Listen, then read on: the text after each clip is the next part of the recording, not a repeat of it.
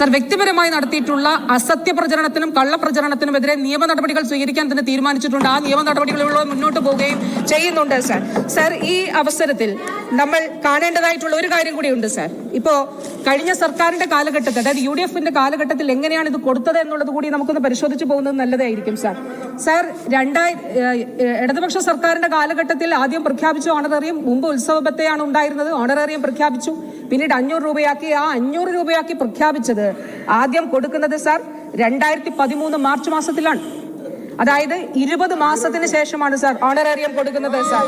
Sir, അതിനുശേഷം sir എന്റെ കയ്യിലുള്ളത് സർ എക്സ്പെൻഡിച്ചറാണ്.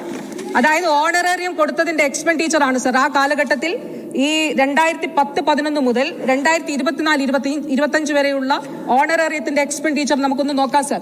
2011-12 എത്രയാണെന്നറിയാമോ sir expenditure? അതായത് UDFന്റെ കാലഘട്ടത്തിൽ ഒന്നും കൊടുത്തിരുന്നില്ല.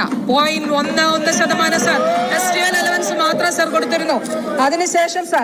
അതിനുശേഷം വീണ്ടും 14-15 നമ്മൾ ഓരോ വർഷം നോക്കിയാലും ഒരു വർഷം പിന്നീടാണ് കൊടുത്തത്. 2013-14 ഏപ്രിൽ മുതൽ ജൂൺ വരെയുള്ളത് കൊടുത്തത് 2014 മെയ് മാസത്തിൽ സർ. 13-14 ജൂലൈ മുതൽ സെപ്റ്റംബർ വരെയുള്ളത് കൊടുത്തത് 2014 ഓഗസ്റ്റ് മാസത്തിൽ സർ.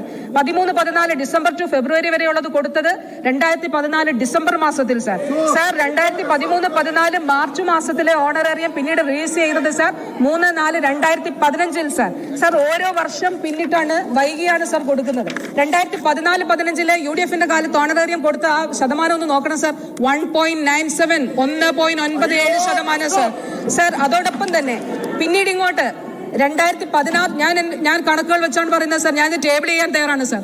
2016-17 ബജറ്റും എക്സ്പെൻഡിച്ചറും നമുക്കൊന്ന് നോക്കാം. 16-17 മുതലുള്ളത് 46 കോടി, 36 കോടി, 130 കോടി, 124 കോടി സർ, ഇങ്ങനെ കൂടി വരികയാണ്. 2024-25 ബജറ്റിൽ അനുവദിച്ചത് 189 കോടിയാണ് സർ. പക്ഷെ ചെലവാക്കിയതോ 211 കോടിയാണ് സർ. കാരണം ബജറ്റിൽ അനുവദിച്ചതിനേക്കാൾ കൂടുതൽ തുക ഓണറേറിയത്തിനായി കൊടുത്തു സർ. സർ, ഈ ആശുമാരുടെ കാര്യത്തിൽ അതിൽ വളരെ വളരെ മനുഷ്യത്വപരമായിട്ടുള്ള സമീപനം വേണമെന്ന നിലപാടുള്ള സർക്കാരാണ് സർ. 2023 ഇത് സംബന്ധിച്ചിട്ട് മറ്റ് സംഘടനകളെ ഉൾപ്പെടെ വിളിച്ചുകൊണ്ട്, ആശമാരുടേത് മാത്രമല്ല മറ്റ് ഹെൽത്ത് വർക്കേഴ്സിന്റെ സംഘടനകളെ വിളിച്ചുകൊണ്ട് ചർച്ച നടത്തി. ഇവർക്ക് അമിതമായിട്ടുള്ള ജോലി ഭാരമുണ്ട്